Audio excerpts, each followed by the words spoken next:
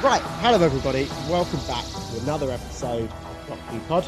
I'm Josh. With me, as always, is my co-host Jack Phillips Hi there. and second co-host Bradley Fuller. Hello. How are we doing, boys? Tired, mate. It is the crack of dawn here in the UK. The sun isn't even up. It's 9 o'clock. I can't believe I'm up this early on a Saturday. 9 o'clock is It's shocking, not to the be crack fair. of dawn. It is on a Saturday. It No, is don't be a early. wimp. Anyway, this week we are up bright and early on a Saturday to talk about Utopia. Jack Phillips, in a word, Oh, if I was really clever, I would have said that the word that the doctor said. I can't remember what it says. indomitable. Indomitable. That's it. Yes, there you go. Indomitable. What does that mean? I think Oh. I'm just Googling it. Indomitable, sorry, is impossible to subdue or defeat. yeah, there you go. Okay, fair enough. Brad, in a word? Cliffhanger. Okay, fair enough. It's an I think interesting word, but yeah. both of you have topped it up. Not our usual description. Worth pointing out here that Brad hasn't bothered watching this episode. That's quite Oh, interesting. I've just not had the time. All right. I've Oh. just not. I remember it throughout. I might Well, I need to be careful sometimes. I don't want to say some things that happen in the next one. I'm getting them confused. Very good. But no, I can't do that because this one is purely all just at the end of the world, isn't it? That's it. Exactly. Yeah. All we know is, spoiler alert, it ends with him regenerating. He's the master, yeah. and he's disappeared Yeah. off into we don't know where. Yeah, all good. I'm with you. I remember. There we go. Well, I mean, yeah. Okay, fair enough. So before we jump in, let's just hop on over to Who News. How are we doing over here, guys? I think we've all got one piece of news this week. Bradley, do you want to start? Yeah. So I don't know if this isn't 100% confirmed, to be fair, but there are rumours that Stephen Moffat has written episode 3 of the new series, and he has exciting news because I know you'd like that.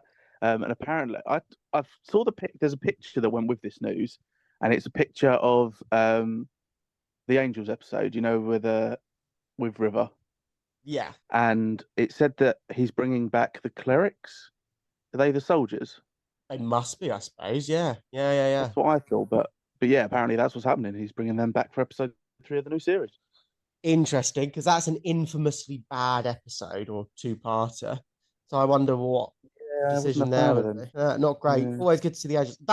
I would love that. I would absolutely love that. Stephen Moffat. I haven't seen anything of that. No, Yeah. I think for absolutely sure I would like to see that. JP, you got anything to add? It is Doctor Who related, but it's not really Doctor Who related. Of course, we all know Brad and I watched Chris Chibnall's very first Doctor Who episode a couple of weeks ago without you. I see this morning that he is writing a new comedy. I think it's about a couple giving birth or something like that, like the lead up to that. But apparently it's going to be a comedy. No idea how that's going to turn out. If it's anything like 42, it's going to be wank on toast. But 42 wasn't that bad. I wouldn't say it was the best. That'd be quite interesting. Any idea what it's called or who's in it or anything yet? Hold on. Let's have a look. One Last Push. That's what it's called. And no idea who's in it. I'll look that up. That sounds quite. I'd give it a watch. I'd give it a try. Why not? Yeah, that sounds like your cup of tea, like kind of cup of tea, doesn't it? Really? Yeah, I love women in labour. I've got nothing really for the news. Billy Piper's coming out in a new show about the Prince Andrew interview. She's being cast as the journalist that wrote the book about the interview and how it was set up and everything. Worth watch. She looks fit as always, though, Billy Piper. She's just getting better with age. Was there anything else? No, I think that's about it for Who News. Anything to add, boys? No, nothing else. That's the only, as I said, one was kind of sort of Doctor Who related. No, I think it's good enough. Right, let's jump into then Utopia. I'm just going to say straight off the bat, fucking hell, best episode yet. I was hooked rewatching this. JP, what did you think? Oh, mate, it was brilliant. Absolutely brilliant.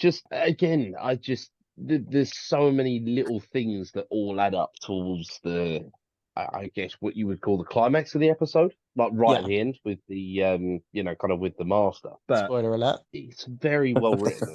It is very well written. Did you see it coming? I didn't up until the part where I think the master started crying at some point. He's listening to Jack and the Doctor talk. Yeah. And it's just like straight away when I got suspicious when they got the TARDIS and they moved the TARDIS in, and I'm like, why is he looking at it like that? Like he must know what the TARDIS is. And then it's when he starts talking, like, he's only hearing a conversation between Jack and the Doctor, he starts crying, and I'm like, Nah, he's got to be like a Time Lord or something like that. When you saw the watch, did you think it was the little boy from Love Actually? Yes. I thought that. I'm not gonna lie, I completely did, and that's why I put a note saying, wait, he was found naked with that watch around his neck. So I was like, well, hold on a minute, is that not the boy from Love Actually? But no, it looks like a different boy. Yeah, but let's just, what a fucking amazing concept, right? You introduce this whole thing about rewriting biology, and then of course someone is going to hide from the Time War and make themselves human. This entire series is so perfectly crafted. It's fucking amazing. But let's run through it beat by beat. We'll stop off to refuel the TARDIS in Cardiff. As we do. The last time he ever stops off to refuel in Cardiff, I think. That's it. And Yeah, I think it is actually. Captain Jack is back, and he's never looked better, by the way. Yeah, I was gonna say, I mean, seeing as he's aged like 100, 150 years, he's not looking bad, is he? He's not looking bad at all. This is obviously the first time you've seen him since Christopher Eccleston's last. That's the last time we saw him, right? Yeah, no, exactly. Well, that's the thing. I couldn't believe that the last time we saw him was when Christopher Eccleston was the Doctor. Yeah, in his final episode. It has been nearly 2 whole seasons since we've seen him and he came back. What did you think of him in this episode? I thought he was really good, to be honest. He seems to be a bit different now, I guess, in the fact that I think they're playing on a different character arc, because his character arc before was redemption, wasn't it? He was a bit of a he was a kind of a bit of a liar and a cheat and everything like that. And now I feel like his redemption is going to be, because the Doctor asks him, "Do you want to die?" And I feel like that's going to be the thing that they're going to play on. Interesting. And he's got Bradley his signature World War II long swooshy coat. Yeah, classic. Just a question actually. Yeah. Torchwood has started at this time, hasn't it? Yeah. So this episode aired the It week leads, after, doesn't it, from an episode? Yeah, exactly. After the final episode of Torchwood. So the final episode of Torchwood season 1 ends with they're all in the Torchwood base, and then you hear the TARDIS noise in the background, and then they all look around, and Jack's just gone. Or the hand bubbling or something like that. Before. Yeah, we should have done the hands bubbling away, innit? Yeah, we should have done something. Thing is, though, I want to keep on ploughing forward because we're about to overtake About Time, and then we're going to be ahead of them in things. So I kind of want to just plough on with the reviews. Oh, really? Doctor Who, yeah. Because I think they do 2 parts as 2 episodes, so we've nearly caught up with them now, which I'm very happy about. Nice. I always have an issue. I don't think they explain very well why the Doctor left Jack. I'm glad you said that, actually. I couldn't work that one out either, because he obviously recognises him on the external CCTV, doesn't he? Yeah. And it's not like that Jack is not saying, Jack is shouting, "Doctor, Doctor," and so it's not like it could be mistaken for somebody else. It's quite obvious it's Jack. I don't know. It's never really explained, is it? Does he not want to have to tell him that he can't die? Basically, I don't know. That out, but yeah, it could be that he when Jack's doing the bit really, where he's turning, where he goes in that radiation room, he sort of says, "You're a fixed point. Even the TARDIS was running away from you." And it's sort of covered. I don't know. I've never ever felt very satisfied with that. And yeah, that's one thing that really bugs me about this episode, and I suppose this series in general, because spoilers alert, but Jack does travel with the Doctor again. I wish I had some more closure on why he abandoned him that first time and why he tried running away from him this time. But I don't know. Just have to put that up. I mean, the thing that also kind of irked me as well, this is the 3rd episode in a row where I've had an issue with the TARDIS being physical. I mean, are we appreciating that Jack just clung to the fucking TARDIS? I think that's fine because he's invincible. I think anybody else would have died immediately. Yeah. But that means that if something is touching the TARDIS and holding onto it, that technically means that it can go through, like it can dematerialize with the TARDIS, i.e. the Weeping Angels from last week. Or if a fucking pigeon lands on it, does that mean how many pigeons are going through fucking time and space that are just that would on just the die TARDIS straight away, wouldn't it? That's a very good point about the angels, though. In literally the last episode, why didn't they? Oh no, that might be why Sally and Larry didn't dematerialize with it. Maybe there's a setting that doesn't let matter go with it. That could answer that question. Don't know about that. No, it could do, because we thought it was weird that Sally and Larry got left behind. Maybe that's what the CD thing did. I think we've solved a plot hole there. But then does that mean that the Doctor actually wanted Not Jack to convinced. come through with them and was just being a dick? Mate, I don't know. But that leads to, obviously, they then get out there at the end of the universe. The Doctor's very, very dramatic, right? Not even the Time Lords went this far. Why? I thought that as well. I mean, maybe because they're scared that they'll blow up or something like that and they won't be able to get back. They'll be stuck at the end of the universe forever. But everything's fine. Like, okay, there's these weird little alien things, the future kind or whatever they're called, but everything's fine. Why? Australians. Yeah, it just seemed very odd, right? That no one would go that far out. Yeah, I mean that's kind of, I don't know if we go back to Utopia or whatever like that, but I did think it kind of smelt a bit of a trap. You know what I mean? Like it's the Doctor even says it's dark because all the stars have been extinguished. So you're like, right, okay, fair enough. But they then just try and go. They're like, oh yeah, we've got this big rocket and we're going to escape to a safe spot. And I'm like, well, if all the stars are extinguished, nowhere is technically safe, is it? So what's the plan? You're absolutely right, and you should definitely follow that train of thought through. But I do also think it's just a comment on, hope is what humans hold on to, right? They know there's probably nothing out there, but they've seen this little speck of light. And that's all they need. Now they've got a purpose, because what is life without a purpose at the end of the day? I bet it's the fucking Daleks or something stupid like that, isn't it? Well, you've only got a week to finish. Go on then. What was it like for the first time, really, ending on a cliffhanger and having to wait a week to watch it? Yeah, finally you had to do this. You know what? It's pretty good. I mean, I did watch the Next Time trailer episode as well. To get the full experience of what it was like. Yeah, I've got to say, to wait a week to then watch that it's quite frustrating, isn't it? I can imagine, especially when you're a kid as well. When, let's be real, the internet really wasn't around the same that it is now in 2007. So that you wasn't able to watch a YouTube video and what people think the next episode is going to be like, or here are some leaked set photos. No, I just watched the Next Time episode. I do remember we used to have to go on to bbc.co.uk/Doctor Who, and you had to download like the MP3 of the trailer in like 360p or whatever it was, and it would take like half an hour just to fucking load it. Yeah, because it wasn't like on YouTube and stuff back then. Yeah, I don't think I ever just watched it, to be honest. I just watched it when it was on, and then that was it. Well, that's an undedicated fan right there, ladies and gentlemen. An undedicated fan. Why would you go back and just watch the trailer again? There's no need. Because I was fucking hyped for it, man. Yeah. I must admit, as Next Time trailers go, this wasn't a great one. We've jumped right ahead. But on that, about the internet being different and everything, and we mentioned it last week with the leaks and all that. So there was huge speculation, because Derek Jacobi and John Simm were both announced, and they were both in the trailers and everything. And the internet was awry with rumors that John Simm is going to be the Master. So could you imagine? Well, Jack, like you must have imagined, like it happened to you, finding out that this old man, Derek Jacobi, who by the way was probably the most famous actor they had in Doctor Who at the time, is the Master, and then to immediately kill him off. What a fucking brilliant plot twist that was.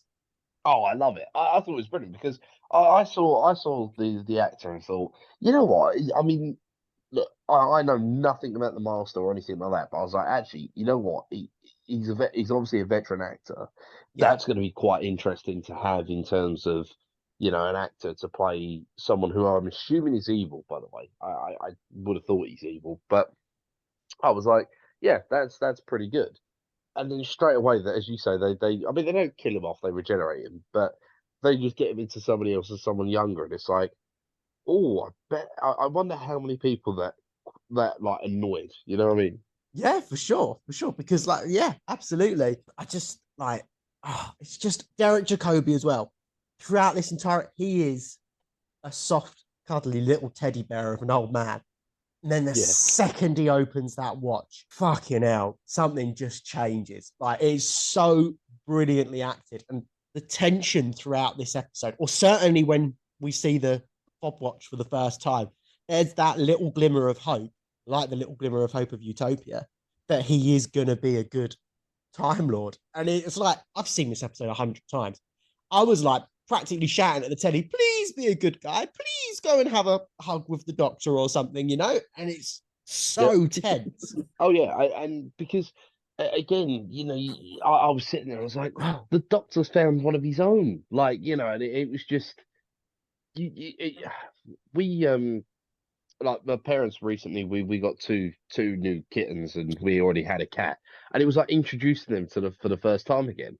The doctor's all scared, and he's like, "Yo, who's this?" Like, I don't, like, and the other one's like, the master's like, "Oh no, I'm the big boss," and then the doctor's like, "Oh no, but I'm the big boss," and then it's just like it's just watching two kittens just meet for the first time. It's really funny. But yeah, it's so. He's just so gutting that he's just like, no, I'm evil. Which is never explained, by the way. Why is he evil? I suppose we'll find that out. But yeah, I mean, listen, like you, I had no idea who the Master was before this. I'd never seen any Classic Who or anything. Brad, had you? No, I hadn't watched any of it either. I think I knew that he'd been in Classic Who, but I'd not watched anything or anything. That was what I was going to ask, to be fair. Have you seen anything now? Like, have you watched anything back? No, not really, to be honest. No, I've seen a few YouTube clips and stuff, but yeah, I wanted to know how because the only classic one I've got is that I can picture him, but I can't really describe what Ainsley, he looks like. something or other. He's got the goatee. Yeah, right? that guy. How did he turn from him into the old guy in this episode? We've no idea. So every time the Master appeared in Classic Who, he was definitively killed off. Like, absolutely, unequivocally, he's dead. There's no way he can come back. And he just did. And that sort of happens in New Who as well, if we're being honest. Nobody does. Do you know what I mean? Like, it happens with most villains in Doctor Who. So yeah, he's just back. There's never any explanation or anything, as far as I know. And we're all over the shot. This is the most unstructured, probably, review that we've done. But Jack, the "You Are Not Alone" reveal. You didn't pick up on this Easter egg the entire series. You missed it. Well, I picked it up on the face of Bo. Thought it was this Harold Saxon nonsense. No, you are not alone. I still think the Harold Saxon is the. Let's go over that at the end, because I still think that Harold Saxon is the Time Lord, the Master. But anyway, so yeah, no, I picked up on that, because you get the little shit, like, kind of flashback with the face of Bo. Brad trying to misdirect me there, saying about Rose and the Doctor. Give a fuck. What? Sorry, not the Rose and the Doctor, Martha and the Doctor. Being You're Not Alone. Which, by the way, talking of Rose, though, sorry, I've got Rose on the mind there. How nice was it that Captain Jack asked after Rose? Yeah, I really sweet, but of course he would, right? That was the last time they saw each other. Like, we forget how far we've come, really. And for you, it's been 6 months. This is like 3 years in the making for me at the time as well. Like, don't forget that as well. The last time we saw Jack would have been 2 years ago. No, I like all the little callbacks. It's bloody flashback central, this episode, though. I'd forgotten there's the little clip of him getting his fucking hand chopped off. Stupid episode. Then there's obviously the face of both. Did you pick up on Yana at all? No, I didn't. Yana. No. I mean, Yana's a weird name. But I just thought it was a future. I mean, there is literally an alien that produces internal milk. So the surname of Yana would not be something that's of significance to me. But no, it fits right in, doesn't it? Back in the day. Did you, Josh? No, not at all. But I remember being like, oh, when they do the YAN, I was like, fuck, this is blown my fucking mind. It's so good.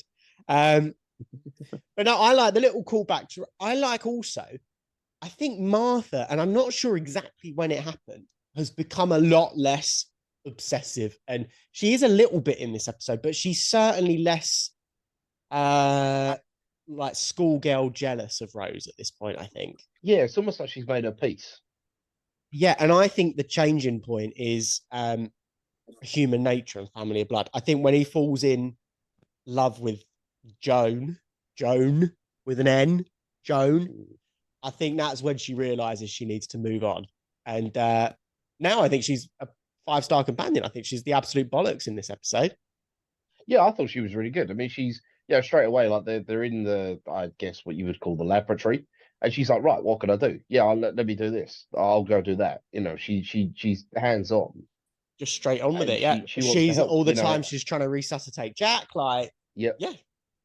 Which, by the way, how hilarious is it that he will fuck anything? He's just like, yeah, a green, blue-skinned alien monster. Yeah, all right, I'll have a go. I probably would have a go on Chanthe, though. Would you? Why not? Wonder what all those tentacles can do. Yeah, but like, I'd always get scared. Like, what if you put it in and it's like severely acidic or something like that, and it just burns it off? Check with a finger first. Oh, you can only do it 10 times. I think you'd probably know after the first go. Yeah, well, yeah, but I mean, by that point, it's too late, isn't it?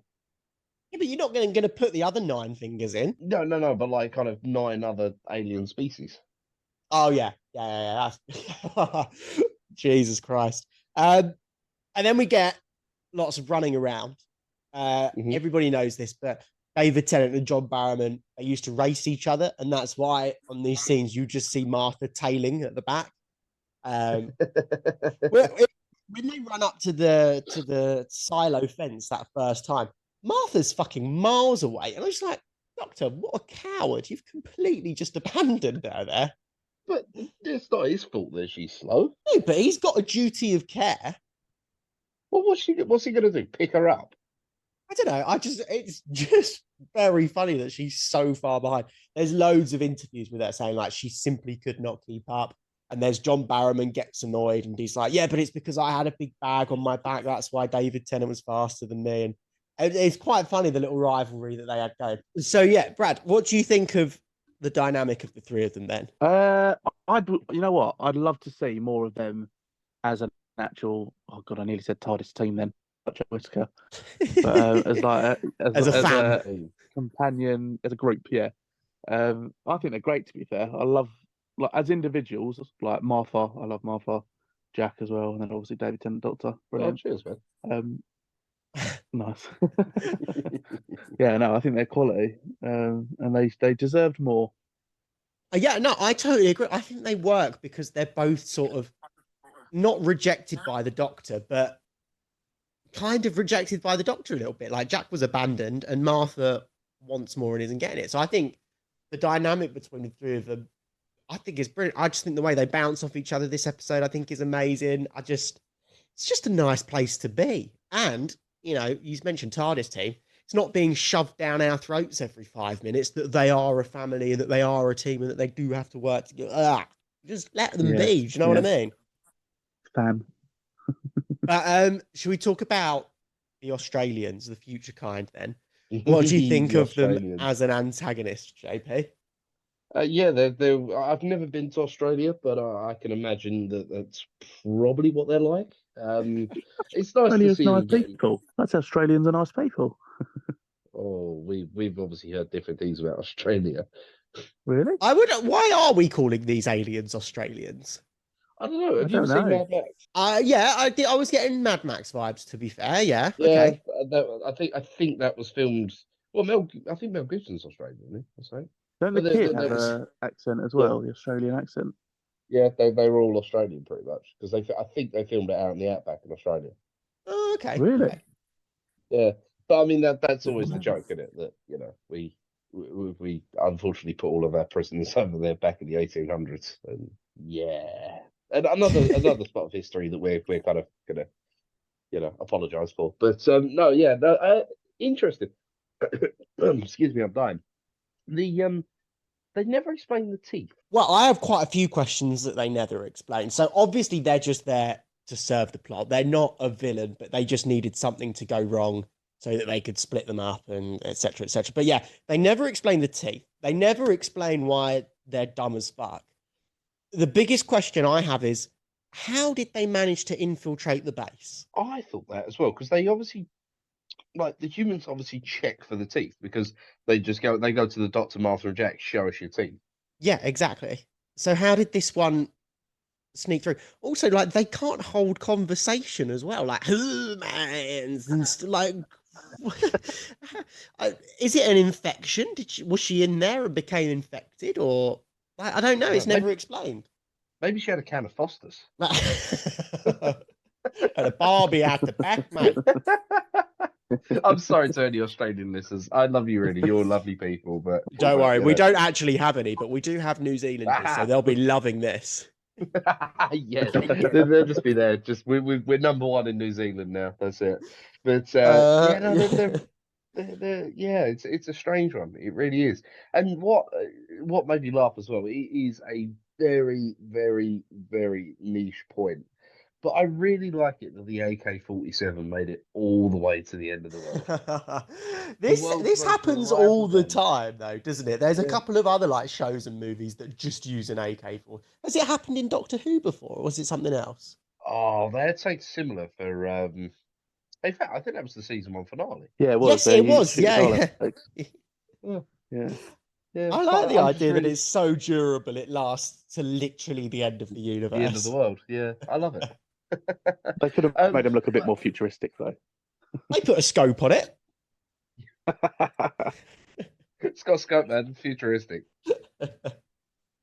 What did you think about the whole premise? Because we mentioned this slightly in Daleks of Manhattan. That humans are the ones that just keep on surviving until the end of the Earth. So, what do you think about this little pocket of humans making it to the end of the world? Realistic or not realistic? Yeah, I mean, look, we have that knack to, as you say, we have that hope. We have that survival that we want to survive. And I just like how gushing the Doctor is as well. He's just like, oh, you guys survived. I love it. I think that's quite sweet, actually. That's interesting. I have a real issue with the Doctor in this episode. I think he's portrayed to be at peak arrogance, and it's obviously done because he gets taken down a peg. He loses his TARDIS. He finds out he's not the last.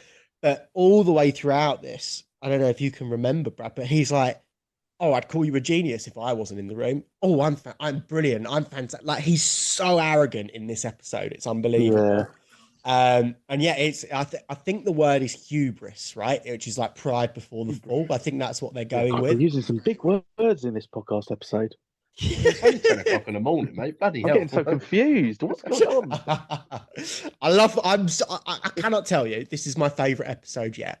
I genuinely, whenever I do a rewatch, I always think it's Satan Pit, or I always think it's Human Nature. Nah, this is the best for me. I was so engaged in this. I watched it this morning. I'm hungover as fuck, and I was like, shit, man. This is the shit. This is insane. This is such a good episode. So pardon my enthusiasm and big words. But yeah, I think the Doctor's a real twat in this episode. Yeah. Is that because it's the first time he's been in a place that there's been no Time Lord footprint? Interesting. Every point in time, I'm assuming that the Time Lord race were, kind of similar to Earth, billions or whatever. So I'm assuming at some point someone has been to every single time and point in space, except for here, for some unknown reason. Except for there. Yeah. So okay, could be. So he's maybe a defense mechanism where because before it's like if you're say for example when I was driving the other day, so like sat nav. So if you've been to a place where you've been to before, you don't need your sat nav because it's there. You're like, oh yeah, I turn left at the shops over there, or that's a good spot to park. But if you go to a place where you've never been before, you follow the sat nav down to the T. You come up with some fucking weird analogies, man. I was driving the other day. And last night, apparently, fucking. Yeah, no, I do know what you're saying. Brad, do you think it's the start of a little bit of Time Lord Victorious? Do you remember that storyline? I don't know if it's the start of it, but I can see where you're coming from, linking them together. Because he is so arrogant here. he's arrogant, but I feel like Time Lord Victorious, he's just. I think he's even worse, really, isn't he? Yeah, that's what I mean. So is this sort of the genesis of that? Because there's even things like he pulls the TARDIS in and he's like, "Oh, it's cheating, but I'm going to give you some extra power from the TARDIS." Like and he's interfering with events. Like if this was any point in time, like he wouldn't go to the moon landing and make that happen with the TARDIS. That would be a fixed point that would have to happen, right? I'm calling it here. This is the start of the Time But Lord Victorious. Isn't that at the point where he knows that he could be the Master, or knows that he's a Time Lord? No, this is all Martha's run beforehand. down and told him. No, this is all beforehand. Okay. You just That's mean what I mean. generically helping to do the rocket. Yeah, exactly. But this is what I mean. He's building up. He's building up. He's building up. He's got all this pride. He's got all this arrogance. And then when he does find out he's the Master, that's when it all comes tumbling down. That's when he starts getting angry with Martha. That's when, his screwdriver stops really working. He's locked. He doesn't know how. Everything's deadlocked around him. He loses his TARDIS. Like, it is the pride before the fall sort of thing. But yeah, I think my favorite character in this episode is Professor Yana. I think he is brilliant. Just this, we mentioned it. Isn't it? Yeah, exactly. We mentioned it at the start. Like, it's so hard to imagine him as evil throughout most of this episode until he suddenly is, and then he's the most evil thing you've ever seen. I think it's fucking brilliant. He's topped literally only by John Simm regenerating, literally screaming his head off into the Master. What a fucking entrance. Oh yeah, 100%. I mean, I think you hit it on the head there, where he kind of, Dr. Yana just plays a broken man. You can tell there's something missing. Yeah, okay. And I think for us, you're trying to work out what is missing throughout that episode. Do we at any point see the fob watch like hanging out of his pocket or something? No, like before it's revealed. I remember now. That would have been quite a good thing to do. We definitely see the chain, but I don't know if we actually see the watch just hanging. But no, it's brilliant. But I mean, he then just completely fucks Chantho over, and fair play to him. That shit would get annoying year on year on year. Yeah, but she's being polite. She's not swearing at him. But she's so irritating. Yeah, but that's like her rocking up every day going, "You're right, cunt. How you doing?" You'd be like, "Well, that's a bit rude, isn't it?" I just thought of a bit of an Australian. Yeah, exactly. Yeah. My issue with this is, right, I mean, again, don't know when the Master was last seen before this episode. Last sawn in half. I'm guessing. Huh? Last sawn in half. Okay, fair enough. So sawn in half, and I know you're saying that he comes back and he's just suddenly he's alive or whatever. But one, he doesn't have a TARDIS, which means two, where did he get the fob watch from? And how did he have the ability to change into a human? It's all a bit wishy-washy. Who gives a fuck? Yeah, but you pick holes, and you're not doing it in this episode, I won't lie. Because it's so fucking good. You're chatting absolute nonsense. He does his little chameleon arch thing. He's on Gallifrey at this time. It's the peak of the Time War. He runs away and hides and regenerates into the baby. So there is just a lost TARDIS out there somewhere that is his. Oh, that's not cool, actually. Yeah. How does he get to the end of the world then? Because he runs away to near the end of the world. And then, like he said, all the life he's ever known has been on refugee ship to refugee ship to refugee ship. But because he's got that little bit of Time Lord still in him, he's the most intelligent one in the room. So that's why he's putting the rocket ships and everything together. Fair enough. Fuck off with your nitpicking. Nobody I'm the nitpicker of this podcast, and I've decided we're not doing this episode. In fact, no, didn't he say that he went to the end of the universe to like the Doctor said he went to the end of the universe to hide? Specifically so that the Time Lords wouldn't find him. Yeah, exactly. Yeah. But why did he not want the Time Lords to find him? Because he's hiding from the Time Lords. He's a coward. Why though? Because there's a time war going on. He's what's it called? An abscondee. Absolutely. A draft dodger. Yeah. Eventually, if you Time War ended though. No, because he's not a Time Lord anymore. Because he rewrites his DNA. Fucking hell, Brad! Jesus Christ! God, I really want to find holes. There is no hole in this episode. It's genuinely perfect. I did say there was Captain Jack on the TARDIS. No, that works for me. That absolutely works for me. I think there's a lot of holes. The only hole in this episode is this whole future kind thing and how did she get into the base. But I'm happy to breeze over that because it's so fucking good. Also, there is the scene. I don't know if you'll remember this, Brad, but when the guards find her and shoot her, and like she just doesn't react to the bullets whatsoever. It's just a shot of her standing perfectly still, as like you can hear a barrage of bullets heading her way, and it's a little bit odd. But yeah, that's a great hole to be fair. so yeah, so he just chills. He just chills. He just kills Chantho. Pretty like just fucking electrocutes her to death as well. I was shouting at the telly, just fucking shoot him though. You've got a ranged weapon and he's got a stick of electric. Just shoot her. Shoot him. You know what I mean? But she does in the end, and that's how we get the John Simm master. Honestly, this last 15 minutes of this episode is just fucking excellent. Absolutely excellent. JP then, well, firstly, John Simm is the master, his little regeneration thing. Yeah. Awesome. It's the only other person we've seen that Eccleston regenerate, and Johnson comes in and he fucking kills it, man. He's so, new voice. Oh, yes, love this. If the Doctor could be young, then so. Oh man, it's brilliant. Yeah, I mean the only thing, I guess this is probably never answered, but does that mean that a Time Lord can regenerate in any TARDIS? You can regenerate anywhere. Yeah, it doesn't have anything to do with the TARDIS. Oh yeah. It just so happens. Outside. Yeah, it just so happens Eccleston regenerated in the TARDIS. If every Doctor except for Jodie Whittaker has regenerated in the TARDIS. It's just a good scene, isn't it? It's like something that's like what's the word? Synonymous with every Doctor sort of thing.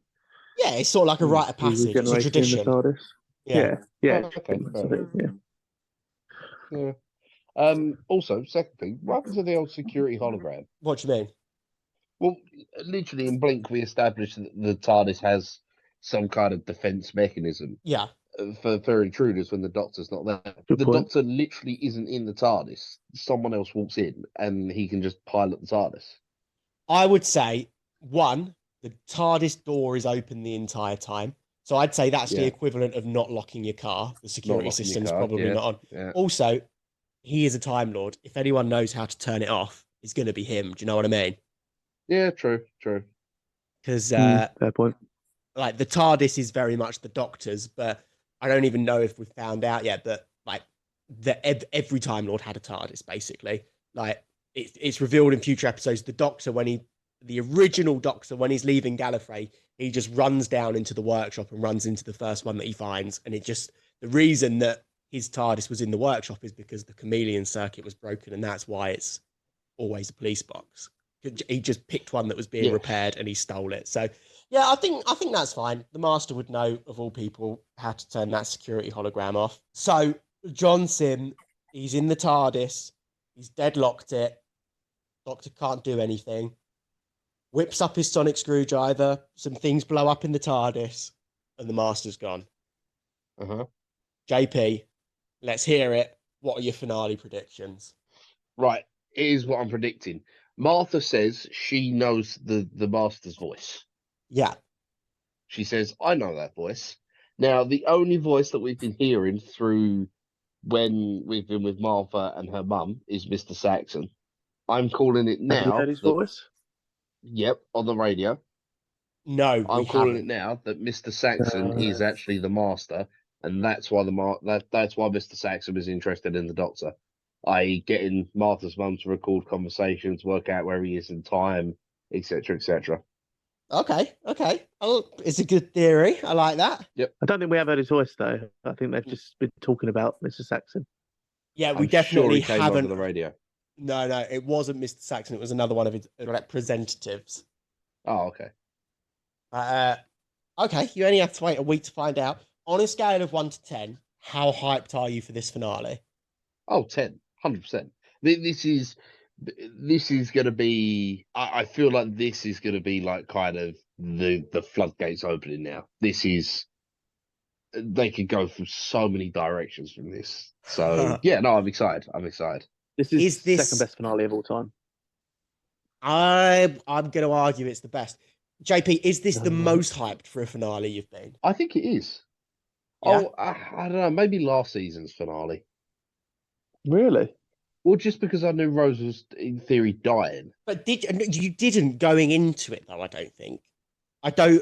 There's so the last episode before the finale is the Olympics one, and there's no lead into the finale. It's very much one adventure finishes, then it's the finale. I think this is the first, and it's sort of the same with season one as well. It's they do their last adventure with the Slovene, and then the next episode is they get an abducted from the TARDIS. So I think this is the first one. You know, it's certainly the first three-parter we've got, and it is technically a three-parter. Oh man, I cannot tell you how fucking excited I am for this. I am guessing to watch it again. Because to be honest, they are quite literally fucked. They've got no TARDIS. They're stuck at the end of the universe. How the fuck do they get out? Well, you watched the next time trailer, didn't you? I did. Yes, I did. They obviously get out, but well, there's no clips of them in the next time trailer. Oh yeah, clips of who? Because it's only the Master, isn't it? It's literally just the Martha. Yeah, there's no sign of the Doctor and Martha and Jack at all. So predictions. What do you think? You've given your Master / Harold Saxon theory. What do you think is going to happen with the Doctor and Martha and Jack? Well, because I don't know, to be honest, because they're a bit fucked. Because they can't even get on the ship because they launched the ship, didn't they? Yep. So they can't escape there. Maybe they link up with the Australians. they share a can of Fosters over a barbecue, and reminisce about punching koalas out of trees.